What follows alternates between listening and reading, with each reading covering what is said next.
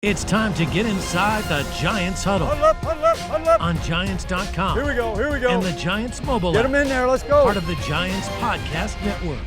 Welcome to the latest edition of the Giants Huddle Podcast. Lance Medow with you as we are continuing to break down the 2022 draft class. The Giants had 3 fifth-round picks, and with the 147th overall selection, they took defensive lineman DJ Davidson out of Arizona State. And to get more into Davidson, we're now joined by his head coach at Arizona State, also former NFL player and head coach, Herm Edwards. Coach, greatly appreciate the time. You coached DJ for 4 seasons with the Sun Devils. What did you see in terms of his development from 2018 to the present? Well, his maturity, obviously, his ability to really learn the position and become a pretty good technician at his trade, has a lot of natural talent, light on his feet, understands blocking, can fight through double teams, good getting off the ball, uses his hands very well to shed and to run down the line of scrimmage to make plays. So he really made himself a complete player. There was a guy in front of him, Wren, who got drafted by Cincinnati, that I think he watched a little bit. But then after Wren left, he was the guy. You know, he had to be the guy to step in, and really did a nice job for us last couple seasons. Well, and speaking of stepping up, Coach, I think what jumps out about this past season, 2021, he put up career-high numbers in terms of tackles and tackles for loss. So how much was that a product of what you were talking about, more of an opportunity, or him really taking the next step in terms of his run defense? Well, I think both. We changed the system a little bit and went to a 4-man front a little bit more. We were 3-3-5 before.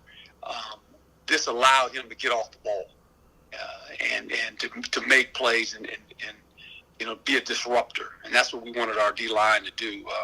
Coach Rodriguez, who was an assistant with the Minnesota Vikings, has been our defensive line coach the last couple seasons, and I think a lot of those things that he brought from Minnesota, our guys really grasped and really, got better doing it.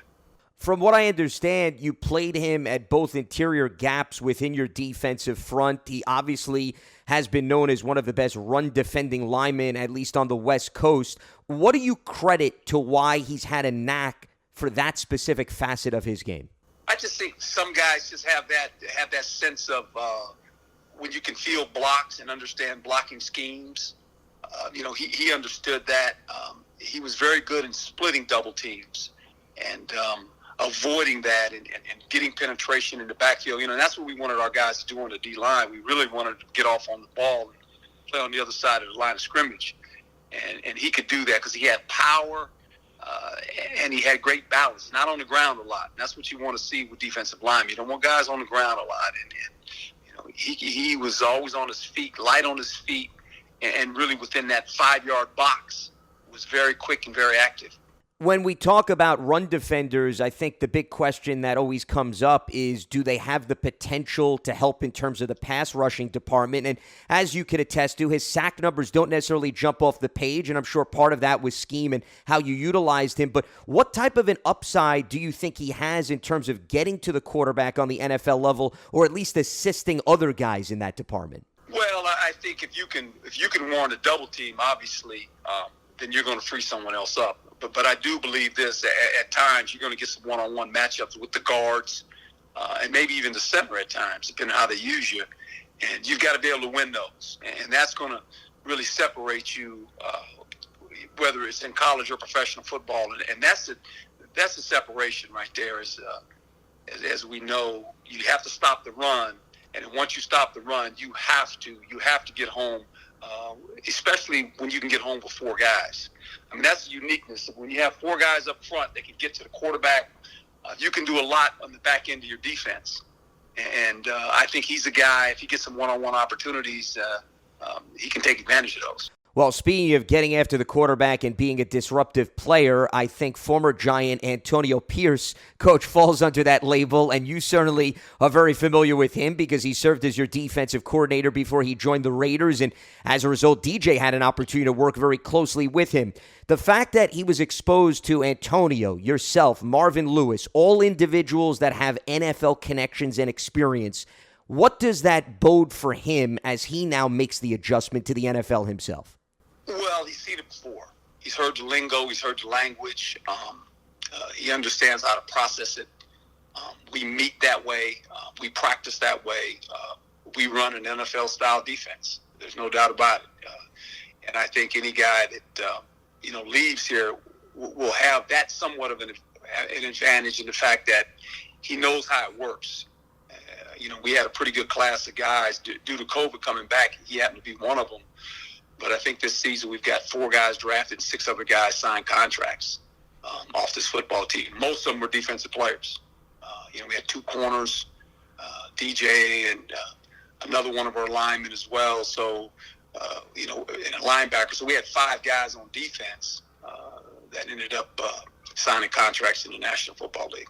Coach, you brought up the COVID factor, and I think what's also interesting about DJ's progression at the collegiate level is not only did he have to deal with that challenge, but he redshirted 2017 before you arrived, and then he missed the final 5 games, from what I understand, of 2018 because of an ankle injury.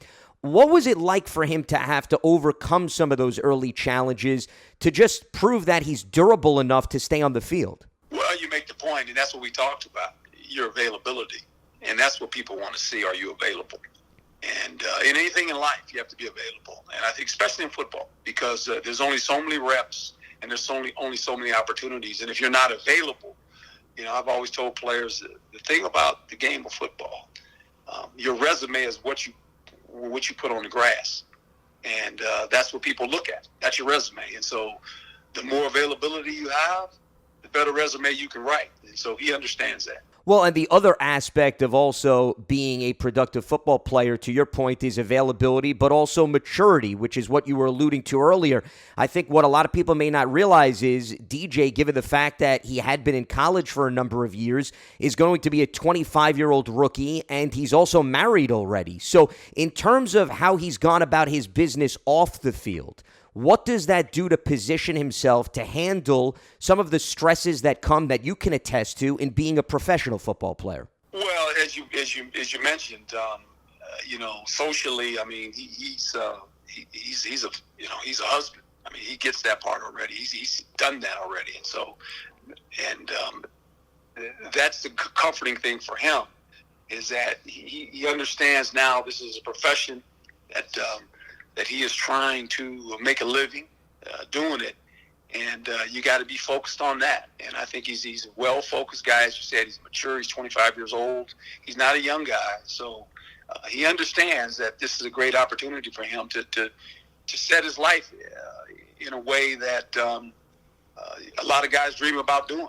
Well, and on a related note to that, in terms of his maturity, and I'm sure as he developed as a college player, you certainly turned to him from a leadership component. What was his presence like in the locker room, and how much did his teammates feed off of him from what you observed, even off the field? Well, he had great respect from his teammates, and you mentioned it because he had been here. And he's a guy that, he's not a rah-rah guy, but when he speaks, people listen. And that's the most important thing. And he chooses his times he has to speak. And there will be times I would nudge him and say, look, you got to get those guys going on the series. And got it, coach. And, there was words of encouragement. And he's kind of like E.F. Hutton. When he speaks, everybody listens because he doesn't speak a lot. But when he speaks, people are saying, okay, he's about to say something, so we better listen. Well, and you've been around, Coach, a lot of football players, both as teammates and as coaching throughout your career. How unique is that, or I guess how much should you not overlook a player even though he may be relatively quiet? You shouldn't, because sometimes those are the scary guys, right? They don't say a lot, and then all of a sudden they do say something, uh-oh. And so I just think every player has his own way of doing things, and I think that's the greatness of a football team. Is that we all understand everyone has different personalities and how they go about doing things. But players know who the good players are. That's one thing about the game of football. It doesn't take very long to figure out who the guys are, and he's one of those guys for us last year. Don't miss your chance to experience a premier hospitality experience watching Giants games and world-class concerts in 2022 as a Giants suite partner. Limited full-season locations are available, or place a deposit for individual games. Call 888-NYG-1925 or visit Giants.com/suites for more information. Well, and speaking of who the guys are, I brought up as I mentioned earlier, Antonio Pierce, simply because he has a connection to the Giants organization. When DJ met the media, he had mentioned that Antonio didn't necessarily talk a lot with him and his teammates about being a Giant, but did more often than not, Coach, show his own film, he said, to use as a teachable tool. How much did you notice that, and how much have you encouraged your coaches who have reached the NFL level to use that so that these college players who want to get to that level can understand, hey, they're living it and experiencing it up close and personal with somebody? No, we do that in every room, really. Offensive as well. I mean, a lot of our system is the same way on offense and defense and special teams. Coach Slocum was special team coach of Green Bay for quite a number of years. Sure. We've got a lot of guys on both sides of the ball that have been involved in the league, and we try to show them examples of this is what the NFL does. We're doing the same thing. It's all the same. The plays are the same. And when you have systems that match, why wouldn't you do that? That motivates young guys when they watch that. Well, and in terms of his potential down the road, which is what you were just hitting on, so that they've seen it perhaps on film being done by players that have reached that level, where do you see his ceiling, Coach, in terms of what he can do as he now reaches the NFL? Well, I think the level of competition all of a sudden is even, right? The playing field is going to be a leaving, and how you deal with that competition of your opponent as well as your teammates trying to make the team, right? So all those things now are big. You know, when the NFL is I always tell guys, the NFL is a unique game because in college they graduate. In the NFL, you got to take somebody's job. Well, that's certainly a noticeable difference. And speaking of competition and players that he's going to be exposed to, I'm curious your perspective on somebody that you've seen up close and personal in the Pac-12, because the Giants with the 5th overall pick, Coach, took Kayvon Thibodeau. Now, from what I believe, you did not play Oregon the last 2 years, but you played them in 2019, so he certainly has been a presence in the conference and for the Ducks in that game. What jumped out to you about him when you prepared to play him or have watched him from afar? Oh, his athleticism. He has all the attributes. He's long. He's very explosive. He can wreck the game if you don't pay attention, right? He can come off the edge. He can power rush you at times. He can use his speed to come off the edge. He has good bend. Very competitive player as well. So, it's a good football player. There's no doubt about it. In that league, look, it's you gotta rush the quarterback. You have to rush the quarterback. At the end of the day, and if you got a guy on the edge that you feel like he can warrant a double team, or if you don't double team him, he's gonna beat you, then that's a plus for you on defense. Yeah, you need those game wreckers, as you mentioned, especially in this league when the quarterbacks get rid of the football so quickly. If you can't get home, it's going to be a very long day. It'll also be interesting, Coach, going back to DJ's personality, because Kayvon, as I'm sure you've seen from afar, he's a very vocal guy, loves the big-time market, whereas DJ comes from the opposite end of the spectrum. So how those two guys mesh, I think, will be fascinating in New York. It really will be. And as you said, New York is a place where you're big in New York, and there's no in between. You're really good, or there's the other side of it, right? Well, and if there's anybody that can attest to that, it's certainly the former head coach of the New York Jets, because you've been there, you've done it, you've certainly lived that. He is Herm Edwards, the head coach of Arizona State. He coached DJ Davidson for all 4 seasons with the Sun Devils as Davidson joins the Giants as one of their team's 3 fifth-round picks in 2022. Coach, can't thank you enough. Greatly appreciate the time and the insight. Best of luck navigating the offseason, and best of luck moving forward. Appreciate it. You too, my friend. I appreciate you. Thank you. My pleasure. Thanks again to Coach Herm Edwards joining us here on the Giants Huddle podcast, which you can find on Giants.com, the mobile app, and your favorite podcast platforms. We are continuing to break down the 2022 draft class, and the Giants had 2 fourth-round picks with the 112th overall selection. They took San Diego State tight end Daniel Bellinger, and to get more into Bellinger and what he'll bring to New York, we're now joined by his head coach for the last 2 seasons, San Diego State head man Brady Hoke. Coach, you got Lance Medow here on Giants.com. Greatly appreciate the time. Hope all is well. How are things on your end? Things are great, Lance. It's busy as usual. We got recruiting going on, guys out trying to find the next Dan Bellinger. Indeed, because now all of a sudden you have quite the void to fill. And let's start there, because I think what's very unique about Bellinger is his blocking prowess and how you utilized him in that regard. What made him so suitable to be that extra layer for the offensive line? Yeah, I think number one, his toughness, and we pride ourselves about being tough, being physical as a football team, and on both sides of the ball and in the kicking game. And Dan, I tried to recruit him over the defensive side of the ball, and part of that was the toughness that he has, his skill set as far as fundamentally and techniques of blocking at the line at point of attack. We were a Big 12 personnel team, and he fit everything we needed from him, whether it be on the line or off the line. Well, and with respect to the versatility that you just talked about in terms of utilizing him on the line or off the line, how much did that play into, from what I understand, your offense obviously was a very run-heavy scheme. So it seems as if, based on what he was able to do for you, he was really a big tone setter in that regard. Yeah, Lance, there's no doubt. I mean, he was obviously, we want to control the game by running the football, and he was a big part of that, and a big part of, from a leverage standpoint, and just himself, putting himself in great body positions where he could control the line of scrimmage. Now, from what I also understand, I believe you utilized him a little bit at the fullback position, because he indicated that when he spoke to the New York media. How much did you use him in that position, and how much do you think that could apply to maybe what the Giants try to tap in addition to his tight end role?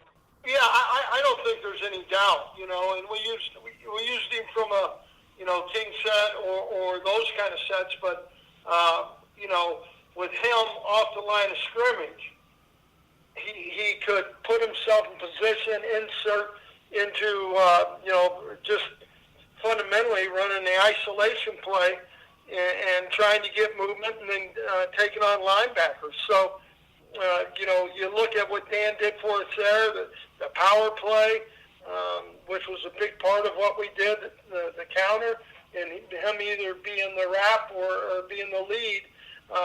Really, really excited about what he did for us. 68 career receptions for 771 yards and 5 touchdowns in his career. When most people look at those numbers, they say, well, in today's NFL, somebody could do that in one season alone as opposed to a career. Why perhaps do his numbers, Coach, in terms of the receiving game, not necessarily tell the whole story with respect to what his upside is in that regard on the NFL level?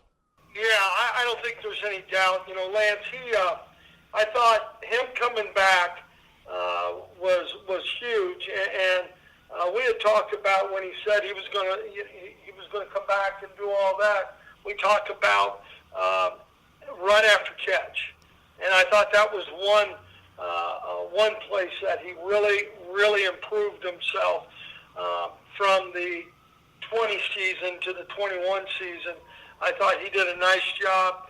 I thought his coach, Savai Esalu, did a nice job, with the fundamentals of it. But I thought run after catch, there's some plays in there that he does an unbelievable job, taking on the tacklers, but at the same time using, his athleticism to make a short gain into a big gain. Giants season tickets are on sale now for the 2022 season. In addition to ticket savings, membership benefits include access to exclusive events, experiences, pre-sales, and more. You can lock in your seats starting at just $100. Call 888-NYG-1925 or visit giants.com/tickets for more information. Well, and on a related note to that, the other thing that I think at least jumped out to me with respect to maybe his capacity at the next level and how he was utilized on the collegiate level is his frame allowing him to make contested catches, in addition to your point about him running after the catch. Why is his frame at 6'4", 253 approximately, ideal to go up and win those jump balls? I think part of that is always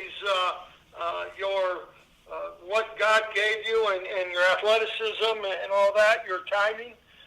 He was a basketball player through high school, so I think that has something to do with it. But I think when you look at Dan, his competitiveness, he's a competitor, and he's going to be physical, and he's going to have a mindset that, those 50-50 balls or whatever you want to call them, he's going to fight like hell to come down with the football.